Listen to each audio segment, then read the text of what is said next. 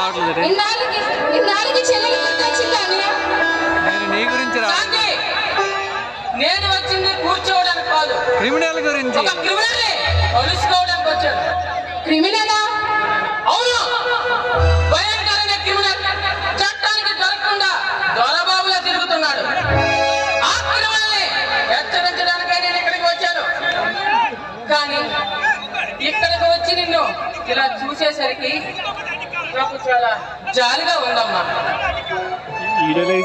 గుణవంతుడు, విద్యావంతుడని నన్ను కూడా కాదని వాడితో వెళ్ళిపోయావే. ఇప్పుడు ఏమైందమ్మా?